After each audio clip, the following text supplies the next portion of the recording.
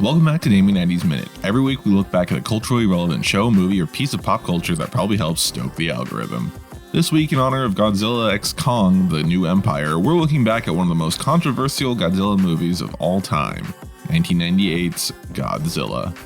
Godzilla is a 1998 monster film based on the Japanese franchise of the same name, directed by the director of Independence Day starring Ferris Bueller, the police captain from the Da Vinci Code, the voice of Moe from The Simpsons, Sam Witwicky's father from the Transformers franchise, the voice of Mr. Burns from The Simpsons, and Beth from News Radio. The story starts when an iguana nest is exposed to fallout from a nuclear test done by French Polynesia, which eventually creates Godzilla. In the present, a Japanese cannery vessel is attacked by a giant creature in the South Pacific, with only one survivor. Dr. Wargames, a Nuclear Regulatory Commission scientist, gets a special assignment from the State Department to go investigate the trail of wreckage in the wake of what the survivor called Godzilla. He dismisses the idea that it was a dinosaur and determines it's a mutant caused by nuclear testing. The creature travels to New York City and they try to lure it out and kill it using a giant pile of fish, but are unsuccessful. Dr. Ladyhawk then discovers the creature is pregnant, reproducing asexually, and is collecting fish to feed its offspring. Also, his ex-girlfriend visits him and steals a classified tape about how the monster was created, hoping to launch her on-air TV reporting career, but her boss swoops her story.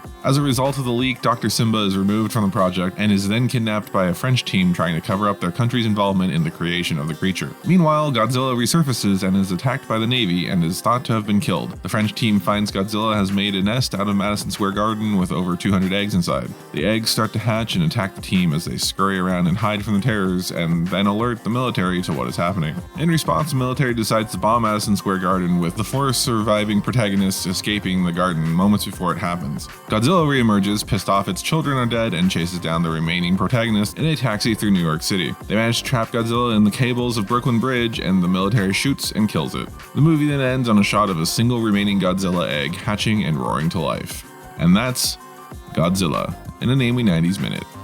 More or less. Join us again next Tuesday for another Naming 90s Minute. Remember, you can always hear these a day early on full episodes of Naming 90s on all major podcasting platforms, and most of the small ones too. Please subscribe and do all the other YouTube things. Bell ringing, share, like, subscribes, that sort of stuff, and we'll catch you next time.